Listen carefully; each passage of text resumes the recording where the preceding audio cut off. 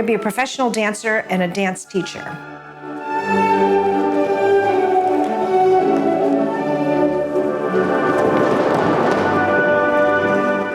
My dear, you'll never be neither. And they realize the beauty surrounding dance, how they feel when they move, how it makes other people feel when they watch them. I think they're hooked for life then. My name is Ginny Siano. I'm the artistic director here at Foothills Dance Conservatory and the artistic director for Foothills Conservatory for the Performing Arts, which is our parent organization. And I happen to be in the parent room currently, and adjacent to me is Mad Camp, Music, Acting, and Dance. And it's our 18th year collaborating with the South Carolina Children's Theater, and currently the music portion is going on inside there.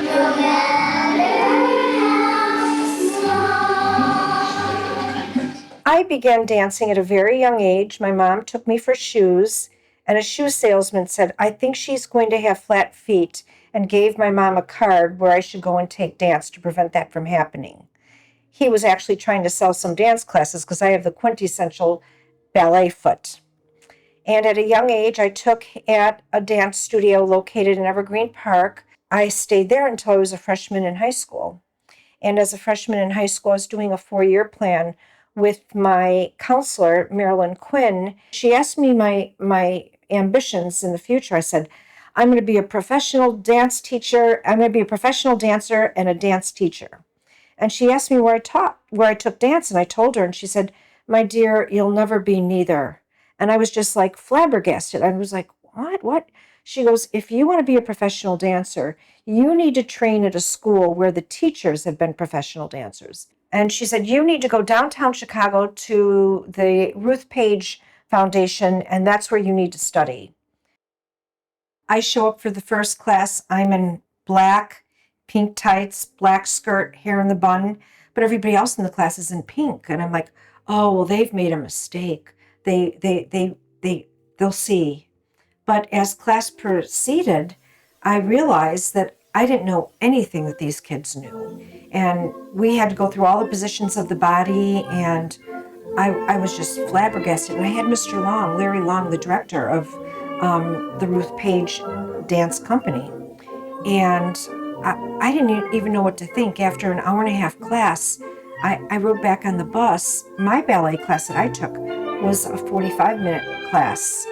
And we were only at the bar for a couple minutes, and we would just go through a very abbreviated form of classical ballet. And when I got down there and I took that class, I realized, wow, my counselor in high school knew what she was talking about. I didn't know anything. And when I got home, my mom said, well, what'd you think? How'd you like it? And I had a hard time even formulating in my mind to tell her what had just transpired. I said, well, I was with very young kids, and they were far more refined in their movement. I probably didn't say it like that as a 14-year-old. So then my counselor had to find another place for me to go. And Belle Bender was in the Fine Arts Building on Michigan Avenue next to Roosevelt University. And I started going there. And I started going there on Tuesdays and Saturdays. And she realized I had something and that I was really interested. So that was 1970. And then fast forward to 2001. And I am invited by Focus on the Arts to go back to Chicago and give a Lifetime Achievement Award to the dance critic from the Dance Magazine and Chicago Tribune, Ann Barzell, and the modern dance pioneer, Sybil Shear, and Margot Cochet, one of the original members of the Ruth Page troupe. And afterwards, there was a wonderful reception in the library. And I went up to Ann Barzell and we were talking. And I said, many, many years ago, when I was in high school, I took from a lovely elderly old lady in the Fine Arts Building, but I don't know anything about her background. Her name was Belle Bender. She said, Belle Bender? She said, oh, well, Belle Bender was from the Paris Opera. In fact, she was the mistress of the ballet mistress of the Paris Opera Ballet, and her husband was an orchestra conductor. I had no idea who she was at that moment. And when I went back to speak with her, Ann Barzell was able to give me all that information. And Ann Barzell's advertisement hangs in our dressing room here from when I was in college. In 1976, we had Ann Barzell come and talk to all the dance majors. And then as a dance major in college, little did I know, so many years later, I'd be handing her a Lifetime Achievement Award. A couple moved in from the Royal Ballet of London, Alice Duboulet, Christine Ellis and Richard Duboulet. And then I decided, because they were much younger, they were like in their 40s compared to Miss Bender, who was like in her 70s or maybe even older. And I started going and studying with them. And years later, when I'm in college, my college instructor, Kenneth Melville, also from the Royal Ballet, danced with them back in the 60s and 50s. So the dance world is a small world.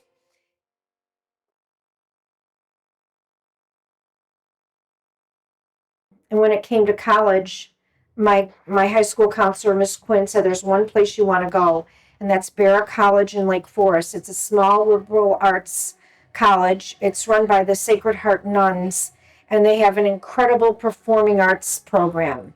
And again, she was right, because I was introduced to modern dance for the first time, and I had a fabulous faculty, from people from the Royal Ballet of London to Eileen Cropley from Paul Taylor Company in New York, and Carol Walker herself. I mean, just wonderful instructors.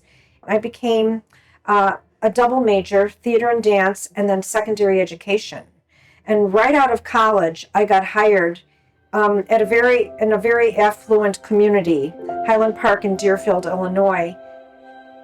One day I saw an advertisement for a gentleman who had danced with Alvin Ailey and Dance Theater of Harlem, that he was starting a contemporary company. And his name was Tony Wilson. He was from Jamaica. And I went to the audition. I actually took it off the wall. Back in those days, you had to go to a bulletin board to find your information. There was no internet. So I actually took it off the bulletin board because I didn't want anybody else to go to that audition, not realizing that it was smattered all over the city of Chicago. But I went to the audition and I made it into his company. And he was just wonderful. Dance was hard back in the 70s in Chicago. It was hard for companies to start up and to stay solvent. But I learned so much being with his group. And we had lots of great outdoor performances, Chicago Fest, the Food Fest, Navy Pier in the summertime. And Miss Quinn, who was on crutches, it would be so hard for her to get around. But she would drive her car. She stayed abreast of everything I did, whether it be in the papers or how she'd find out, or I'd let her know. I don't even remember how she always found out where I was performing. But wherever I'd be, if it was an outdoor performance, when I got out on the performance area, there she'd be in the first row. And if she were in a theater, I'd get a little note from the house manager, from Miss Quinn, saying, "I'm in the audience." Merde. I mean, she even knew the lingo of what to say. Or I'd have a single rose with a beautiful ribbon on it. Nobody from my family would be there, but Miss Quinn was there. I didn't know to be stressed when I was in high school. Miss Quinn got a subscription to Dance Magazine. So I would have Dance Magazine in the library, and magazines weren't allowed to be taken out. But for me, they made the exception. I could take the dance journals out. And I remember, I don't remember if it was my sophomore, junior year, she said, "You got to take AP English. I'm going to put you in AP Humanities." And I said, no, I'm not taking AP anything. I'm on the bus. I'm on the bus 3 hours a night. I have to read all my dance journals. I have to read my biographies so I know who people are in the dance world. It's not going to matter at all to me to take those AP classes. And as it turns out, I graduated in the top of of course, there were 749 people in my high school. So how thankful am I to have gotten Miss Quinn out of all those counselors? But it didn't matter at all. And I'm glad I was so knowledgeable going into college about dance history and what was happening currently in the dance scene, because I stayed abreast. I read every dance magazine from cover to cover and sometimes twice. Yeah, I was passionate about dance. I was going to do whatever it took. And another very fortunate event that took place was I accidentally got put into home economics. And I really didn't want to take it. But I learned to sew.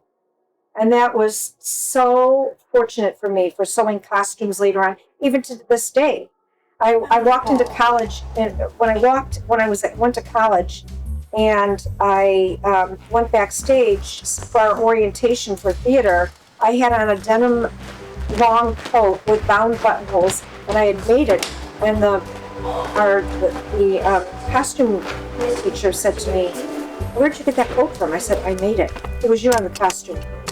And, I really didn't want to be on costume crew because I knew how to sew. I wanted to do set design because I wanted to work with power tools. It was an all-girls college, so all the girls made the sets, we made the costumes, we worked the lights, we were up in the catwalks. I wanted to do the technical aspect, or I wanted to do the set design. I got put in costumes, but that's okay. So out of college, I was very fortunate to be able to be employed as a dance instructor and then also get into the Tony Wilson Company. And when he left and went back to Jamaica to dance with the Royal Jamaican Dance Theater, who had Martha Graham on the board and Elvin Ailey, it was a very prestigious company. I started dancing with Marla Balaban, who had also danced with the Ruth Page group.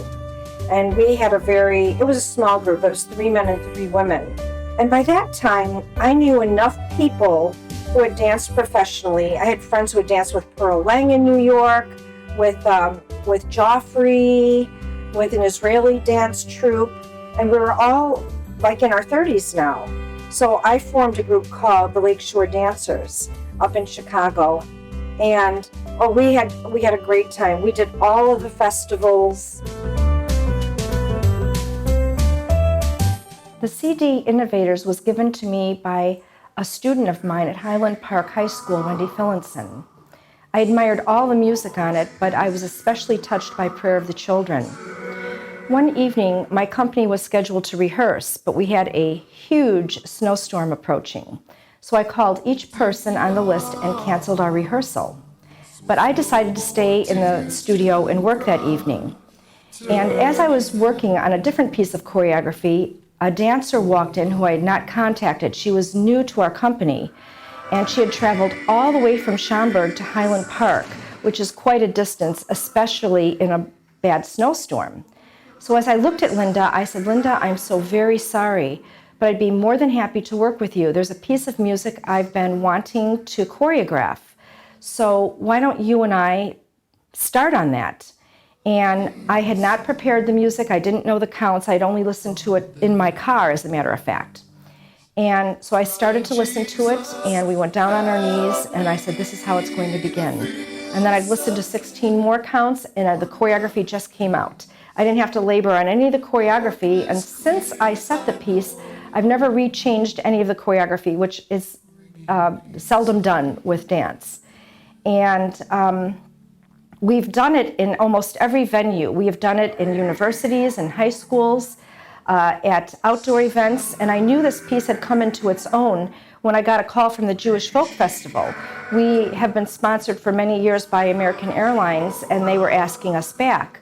And I was going through the repertoire that I would use, and I said, "I have a dance, Miriam bringing everybody out of the desert," and the qualifications to dance at the Jewish Folk Festival was your company had to have Jewish participants, the choreography had to be produced by somebody Jewish, or it had to have a Jewish theme. Well, half of my company was Jewish, and I had the pleasure of having Julie Salk, a very well-known choreographer and respected choreographer, choreograph a center section of my Enya trilogy. And I had no connection with Prayer of the Children fitting into the Jewish Folk Festival. But then the person who was calling me, the promoter, said, "And would you do the Cry Jesus number?" And I thought, I said, "Yes, I'd love to do that." And at that moment, I knew my piece was known by the entire community. I had a piece to the Enya's Sail Away, and that was shown, I believe, at the Jewish Folk Festival. And the next year, every outdoor festival wanted us because they all love that number with these big silk scarves, and I've put it on several of the schools I've taught.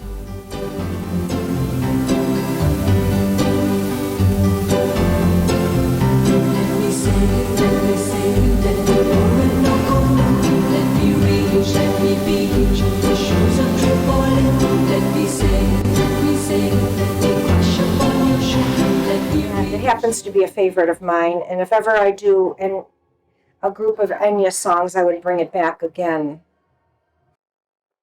I happened in 1993 to meet my husband. Yeah. Through a group. Actually, I had a young lady who was a very dear friend of mine who wanted to do liturgical dance, and she lived not far from me. The Sacred Dance Guild put her in touch with me, and she knew John's brother. In fact, she had a big crush on John's brother. And she introduced me to John's brother, and he'd always say, "You have to meet my brother." I'm like, "Why? He's like 4 years younger than me and 700 miles away. Why do I want to meet your big brother?" And then it was right around Christmas time. My dad was visiting me. He was helping me put lights on the tree. And it was, of course, driving snow. It was a couple weeks before Christmas. And I said, "Dad, just hold the ladder." And he goes, "Ginny, look at these men walking down the street in this snowstorm." I said, "Don't pay any attention. Just concentrate on holding this ladder." And he said, "Ginny, they're walking up your driveway." I'm like, "What?" And I look, and then it's Jim. He says, "Ginny, I'd like you to meet my brother. This is my brother, John." I almost fell off the ladder. The gene pool was quite diverse. And as the story goes, I didn't know John for a minute, and he's up working on finishing the tree for me. And 3 years later, we decided that we'd marry. And the story goes, I cannot take full credit of being the matchmaker in this situation between my brother John and Ginny, my sister-in-law. Now Ginny and I had a mutual friend back in Illinois who introduced me to Ginny. And anyways, as I had known Ginny for a little while, and my brother John here had come up to visit over the holidays. It was rather cold out. I remember it was snowing, and Ginny 30 below we zero. happened to be taking a walk, John and I, and enjoying the sights. And Ginny, we came by. I said, "We got to go by Ginny's house." So 30 below zero walk. Very cold, and Ginny was outside, I believe, with Charlie, your dad, and they were putting lights up on a tree, and they were. I think they were having a little bit of an issue, weren't they? Of course. Because they needed more height. Yeah, a little more height. But again, I can't take all the credit, you know. It was Michelle, our mutual friend, our great friend Michelle. Yeah, so she was the one that... But a couple of years prior, Jim would say, "You'd have to meet my brother John." I'd say, "Why? He's 4 years younger and he lives 750 miles away." And then I met John. But it was non-negotiable. He did not want to come. He didn't want to move back up north where I resided and had a good position teaching.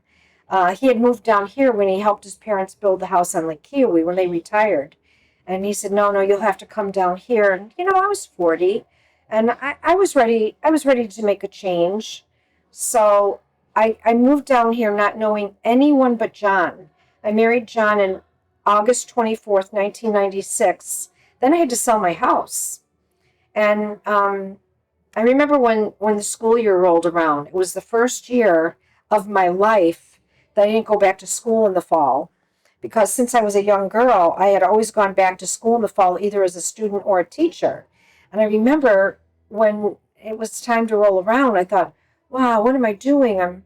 I had dogs. I had a few dogs, but I didn't have a job, and I was waiting to sell my house. My friends made so much fun of me. Why are you going down there? That's where clogging is an art form. You're giving up everything you know and all your friends and your dance community. And I thought about that as I was pulling out of the driveway. I was just like, it was the ugly cry all by myself and two dogs.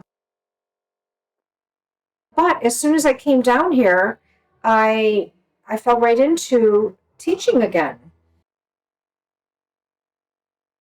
Miss Breslow was the director of the Fine Arts Department called me and said, I'd like you to teach our dance starting in the fall. I started teaching in West Oak High School. It was very different though. At Highland Park High School, the faculty would line up to get their tickets to come to the shows. I had the entire football team, I had the entire basketball team, and the finale numbers.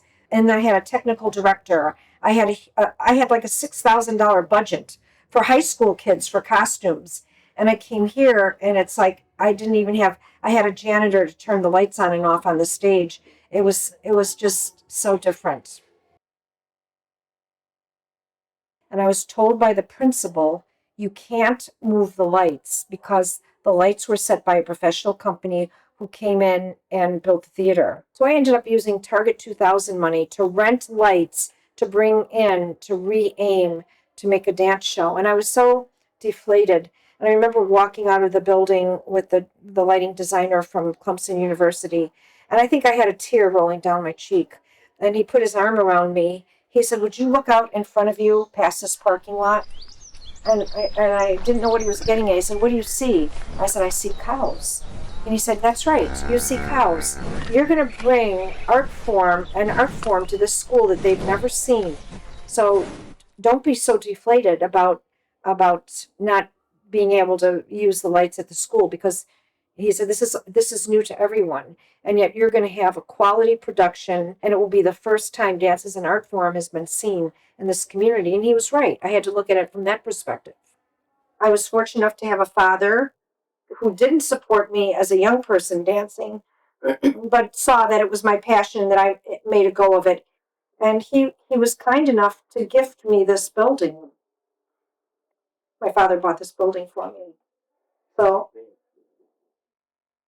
having been somewhat of a novelty in this area, the most important thing was to get out into the community, because people were used to seeing like competition dances where lots of steps put together with tricks in between every step.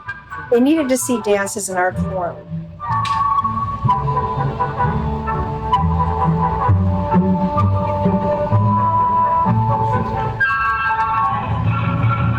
So many years ago, we had something here before Jazz on the Alley called Music on the Green. We would perform out in this town square there, and the trains would come by, and it was rough. And we'd pick up almost anyone who would ask us to dance. We would always dance, just so people could. It was hard in the beginning because people didn't think classical ballet was the way to go. They'd only seen jazz and tap and clogging. It took a good 8 years before, many people started coming to the Nutcracker and saying, oh, this is really something. This is high quality. This is, the skill level's good. We're gonna, support the school. It took a while, and now we do all kinds of venues. We do the Clemson University Ladies Club at Christmas time, and we've performed for the Kiwi Key Tennis Association, and the Seneca business group. We perform at Christmas for them as well, and I don't say no to anybody. When Foothills Dance Conservatory began on Ramcat Alley, we had our first recital at Tillman Hall at Clemson University. It's more of a theater in the round, or a thrust theater. And I believe we had our first two there. Then when I took over, I wanted a little grander venue, something with good lighting, because lighting is integral to make your point in dance. So then we moved over to the Brooks Center. And we've had the pleasure to use many theaters around here. During COVID, we went to Chattooga Bell Farms and danced outside, and that was lovely. And we did a lot of excerpts from Swan Lake with the mountains in the back. We couldn't ask for anything more beautiful. Luckily, we had good weather.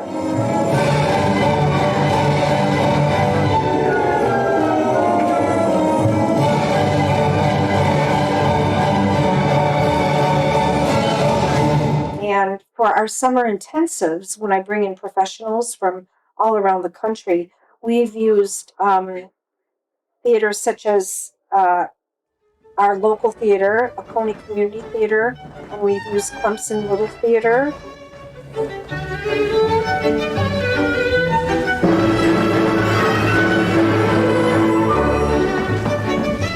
And we now we go to Jazz on the Alley and do it outdoors because there's 1,000 people there for Jazz on the Alley. So we can bring our art form out to the community that way.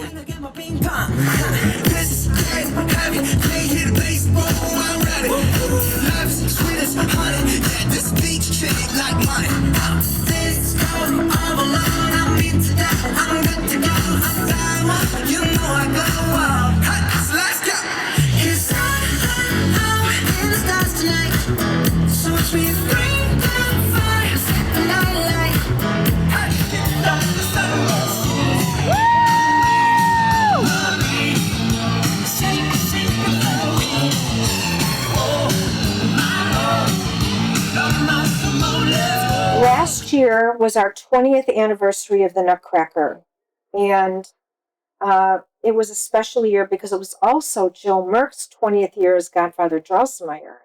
And he, at the beginning of the year, let me know he was going to be turning 90, and he wanted that to be his farewell performance on his 20th year. And as much as it broke my heart, of course I understand. You know, in the very beginning, when he was in his 60s and he committed to be Godfather Drosselmeyer, and we were doing the choreography, and it came to this little part in the party scene where he was going to do a jig with Clara and Fritz. He said, Ginny, don't you know there's nothing worse than watching an old man do a jig?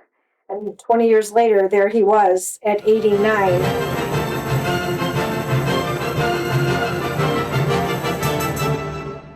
Joe has been a very special person. He was on the very first board. He helped write the bylaws for Foothills Conservatory for the Performing Arts, which is our parent organization to Foothills Dance Conservatory. It's a 501(c)(3). And Joe was kind enough. When I was at West Oak High School, I found a very talented young boy. He was 16 years old, but he had it. You know, he had the brain, he had the flexibility. He was hungry to dance. He loved it. He was accepted into North Carolina School of the Arts after only 2 years of studying dance. And Joe put him through the first 2 years at North Carolina School of the Arts. Then he went on to dance with the Cedar Lake Dance Ensemble, which was funded by the heiress of Walmart. And then he danced at many places after that, Charlotte Ballet, Maryland Dance Theater, where he met his lovely wife, Jessie, who was the principal ballerina there and happens to be teaching in the next studio a private lesson right now. I invited them to come here and be the new ballet master and ballet mistress, and here they are. So he's come full circle. And if you want to know if dance can be a lifetime career, I think you should ask Joe Merck that question. Joe, I believe it was 1997, right on this street, you, myself, Pat Moynihan, I can't remember what other board members wrote the bylaws for Foothills Conservatory for the Performing Arts. Do you remember that? I remember all too well. Yes, Joe and I have gone back for many, many years. And the dance world is so small. Joe, many years ago when he was in England, when he was training in England with the Royal Ballet of London, he knew my ballet teacher from college, Kenneth Melville. And that's how small the dance world is. I leave from Chicago, Illinois, come down to Seneca, and meet somebody who knew my classical ballet teacher. I find that to be unbelievable. I had run away from Clemson and came back, and so that's how we met. Yeah, so an incredible experience to go all around, and then finally come back home. It's amazing that we do this circle, beginning here, do the circle, and we come back, guess where? Back to Seneca. Joe, there's a lot of careers you can have related to dance. Yes, true, yes.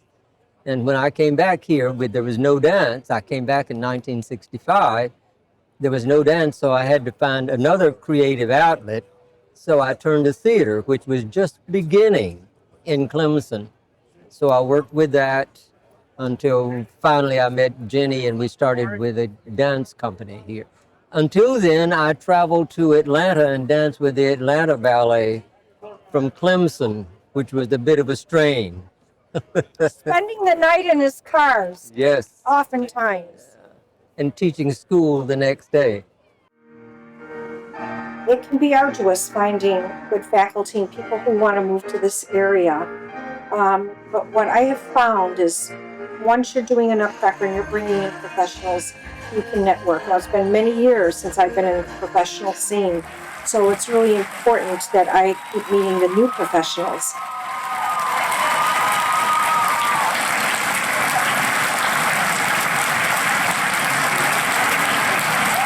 So moving to the Upstate has been a saving grace for me. You know, working here at Foothills Conservatory, along with you and the caliber of training that you provide to students in the community, I've not seen this level of training here in the Upstate. The Conservatory, I've talked about it, I preach about it everywhere I go, beyond the Upstate. When I travel to Africa, when I'm back home in Philly or Miami, I talk about the Conservatory because here's why. What differs the Conservatory or this level of training is the type of dancers, the type of instructors you find here. They're trained. They are trained professionals. They dance in companies. They travel the world. It's different from the cookie cutter, 2-year cheerleader dance experience. I appreciate you for that. Very first classical ballet teacher was Rhonda Murray, and her husband was the theater. She taught at Governor's School, and her husband was the director of the theater department at Governor's School. And she was here for the first 3 or 4 years. Then Catherine Esposito, who had a very good upbringing in dance in New York, was with me for 7 years. Svetlana Todorova, she was suggested to me by a gentleman who came here, who was with Nerlin, who was with the Pittsburgh Dance Theater. He said, I know a lady and she's looking for work. She's in Oklahoma. She was with Moscow Ballet, and I'm going to put you in touch with her. And he helped me find Svetlana Todorova. He helped me find Val Selnikov, 2 Russian dancers that I've had here.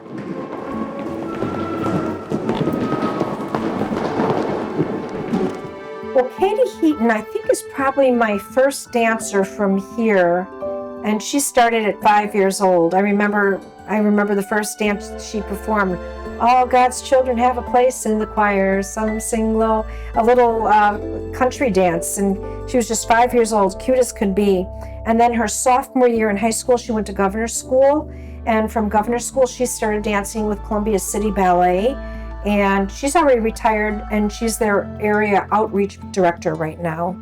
And after Katie, probably Ben Engel. His mom was my president for several years, and Ben went on and has 10 years. He's a principal now with Charlotte Ballet. Of course, we covered David, and Lacey Vick has danced with Columbia Classical Ballet in Columbia, and I know I'm missing people. Carmela Young danced with Alvin Ailey. So I've had quite a few. And now, of course, Robin Arnold is going to be going to Jose Limon, which I'm very impressed with. One of our major companies in the U.S. It's been around for 75 years. I'm very proud of Robin Arnold, but not surprised. I'm Robin Arnold. I trained at Foothills Dance Conservatory. I've since graduated and I'm going to New York. I never thought that I would be a professional dancer or pursue a career in dance, but as soon as I started getting into it, I was like, I love this. I could spend every day doing this. I'm really thankful to have had different teachers. They gave me something different. Svetlana taught me technique. Val taught me the use of port de bras and how using expression in ballet is so important. Allie Larson, she was our jazz teacher, and she was a big proponent of believing in yourself. Her one rule in her class was, you cannot say, I can't. And if we said I can't, she would have all of us, if anyone said I can't, she would have all of us do 10 push-ups. And then if somebody else said I can't in the same class, we'd have to do 20, all of us. Oh, she had one other rule. She had 2 rules. One was that we couldn't say I can't. And the second rule was that we couldn't sit down in class. And it helped us learn to keep our energy up and to create stamina. Vaughn Newman was the one that really made me love dance. I'm really, really thankful for him. He taught me emotion. So Vaughn Newman was our contemporary / modern teacher at Foothills Dance Conservatory. He taught a mixture of Graham technique, Limon technique, and we learned a lot of Horton combinations. And through all of those, he taught us that there's more to dance than just the moves, that there's emotion behind it, and that we tell stories. Ginny is a mastermind. She has so many connections in the dance world, and she keeps up fantastic relationships with all of the people that she knows, no matter if they're dancer, parent, student, or friend. And so all of these connections that she has throughout the dance world, she'll reach out to from time to time and say, hey, how's it going? I'm looking for a teacher in the next couple of years. Are you interested? And she just like puts feelers out there, or just gauges where people are at. And if something works out, she'll pull in a teacher. And I don't know how she does it. I'm so thankful for her. And she continues to do that to this day. Dancers audition to go to other summer intensives. And I've had kids go to New York City Ballet, American Ballet in New York, Joffrey in Chicago, Orlando Ballet in Florida, Governor's School, Charlotte Ballet, Atlanta Ballet, Ballet West out in Utah. I mean, this year Jesse Arnold is going to the Rock School in Pennsylvania. Right now, Isabel Normandin is in Cincinnati and will be going to North Carolina School of the Arts. Annie Ross right now is at North Carolina School of the Arts. Maddie Bruce has gone many places, and Elvin Ailey for one. And all my advanced dancers have gone to great places that they've auditioned to get to. Students have to hit certain skill levels before they move to the next level of dance. You can be in ballet one year and move to ballet 2, or you can be in ballet 1 at 3 years. There's no microwave dancer. There's no benefit to moving a dancer to another level before they're ready. Sometimes parents push me, but all that does is make a sloppy dancer. A dancer has to be ready to get to the next level. And by the time they're in advanced dance, they've been on point probably 2 or 3 years. And I like to start them. We have 5 levels, including advanced being the most advanced level. Level 1, 2, 3, and 4. And usually in level 3 is when we begin our point where kids are around 10 or 11 years old or older. Mayor Alexander, what do you think it means to the community to have a classical ballet studio? You know, first I want to thank you for being here for 25 years too. We've actually sort of watched this town change over the last 25 years. We sure have. And to have your studio here with the impact that it's made here on our community means everything. To have the arts and the young people's lives being changed, and how the older and younger have come together to produce amazing performance. And I'm very grateful to you and the hard work that you have put here in this community. We're very excited about the Performing Arts Center that's coming into Seneca. This is actually the old Gallant Belt building that is going to be transformed to a 707 seat. So we're very excited about that, not only about the building and what we're going to be able to do there, but the impact that that's going to make on people's lives and also on this community about bringing the arts here. No doubt that that's going to just improve the quality of life. I think it's exciting that we're able to do so many different things here in Seneca now with the leadership that's here, and they have the same vision. They want to bring that quality of life where people can enjoy the arts and also the other things that we don't be able to do here. So it's about building a family and building community right here in downtown Seneca. Well, obviously, the arts is extremely important to a community. When you talk about broadening the offerings, so many communities, the kids and the families never leave the small town that they grow up in. The arts offer an opportunity to bring the world into their life that they may never have seen before. It's just so amazing to see the impact that somebody who's never seen singers or dancers or plays or understood the stories that are told through the arts and bring it directly to their front door. It's just fun to watch the kids grow and how their minds develop when they learn to appreciate the arts. The reason our dancers look the way they do compared to if you were to look at a commercial dance studio is we have a comprehensive curriculum. They don't just take ballet. They take jazz dance. They take contemporary, which used to be called modern, which is morphing into contemporary, and they move different ways. It's cross training. You wouldn't take a football player and just make them play football. They're cross training in all sorts of physical activities. It's the same with the dancer. If you only do one thing, you're not a marketable dancer because there's no just ballet company. All the classical ballet companies are doing the choreography of modern, they're doing Killian, they're doing Twyla Tharp, they're doing all the contemporary choreography today. Because to make a dance audience, they're not, unless you really love dance, it's hard to bring an adult to watch a fairy tale. There's just no attraction to that. But if you have some edgy kind of contemporary modern music that they can relate to, that's how you build your audience. Then you get that person to go to the classical ballet after you've got them interested in movement in general and dance. But right now it's the mixed bills that bring the audience to dance. Less than 1% of dancers who study become professional dancers. It's kind of like Little League. It's less than 1% of children doing sports that become professionals. But the important thing is, once they have a good dance education, they become a dance audience. And without your dance audience, you don't have jobs for dancers. So it's very important you reach as many people as you can and expose them to the arts. I'm going to have to look this up. I can't remember who said it, but it's been said you need the sciences to live, but you need the arts to live well.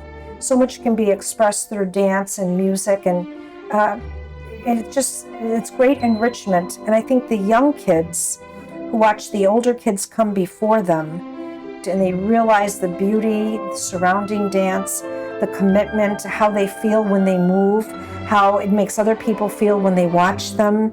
I think they're hooked for life then.